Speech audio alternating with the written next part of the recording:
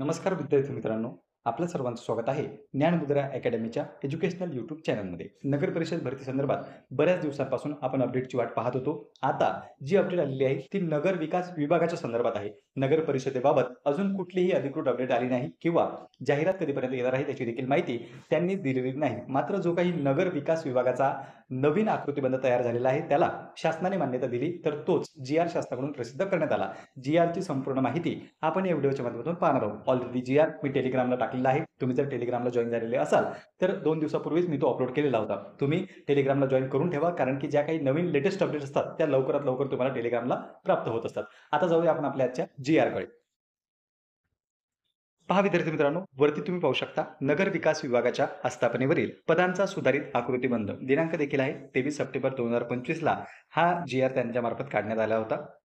प्रस्तावना पहा. नगर विकास विभाग यामधील फक्त आपण महत्त्वाचे पॉईंट बघणार आहोत. किती पदे होते? 227.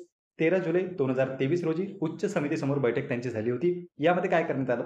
2 पदे निरसित करण्यात आली आणि 11 पदे नव्याने निर्माण करण्यात आली. म्हणजे 2 जे आहे ते रद्द करण्यात आले, 11 पदे नव्याने निर्माण करण्यात आले. असे एकूण 209 नियमित आणि 27 जे आहे ते बाह्य यंत्रणेद्वारे भरायचे आहेत.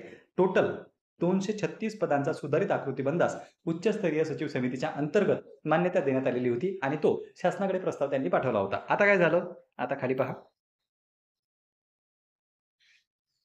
घ्यावयाचे असे एकूण 236. पुन्हा पुन्हा आपल्याला पाहण्याची आवश्यकता नाही, तोच उल्लेख खाली त्यांनी केलेला आहे. सुधारित आकृतीबंधास शासन मान्यता देण्यात येत आहे. म्हणजे शासनाची मान्यता आता मिळाली.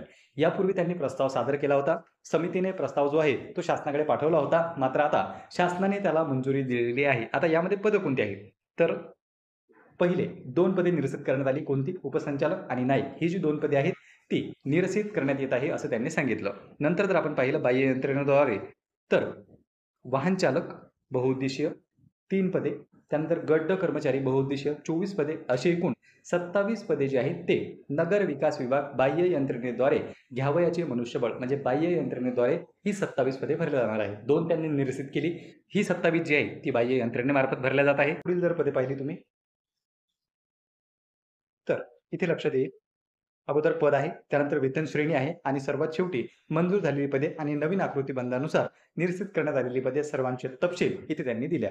यामध्ये पद पहा. पद तुम्ही पाहू शकता. बाजूला संख्या देखील आहे पदांची, की एकूण संख्या किती आहे, मंजूर पदे किती आहेत आणि त्यांना वेतन किती आहे. तर लेखाधिकारी झालं, सहाय्यक लेखाधिकारी, लघुलेखक, निम्न श्रेणी असो, उच्च श्रेणी असो, वरिष्ठ सहाय्यक असो, लिपिक टंकलेखक, लघु टंकलेखक, वाहन चालक, हवालदार, त्यासोबतच नाईक आहे, झेरॉक्स मशीन चालक आहे आणि शिपाई यासारखे असे टोटल जर आपण पदे पाहिली तर ती आहेत 227. 227 पदांना शासनाकडून मान्यता देण्यात आलेली आहे आणि हा आकृतीबंध नवीन जी-आर नुसार त्यांनी मंजूर केला. तर पहा विद्यार्थी मित्रांनो, जी काही अपडेट होती ती आपण या व्हिडिओच्या माध्यमातून पाहिली.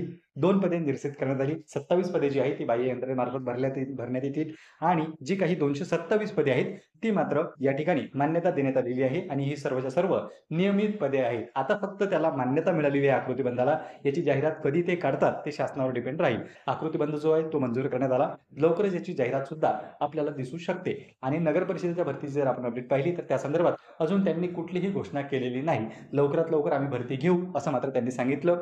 पण जर निवडणूक मधामध्ये आली तर नक्कीच भरती जी आहे ती आणखी लांबण्याची शक्यता आपल्याला दिसते.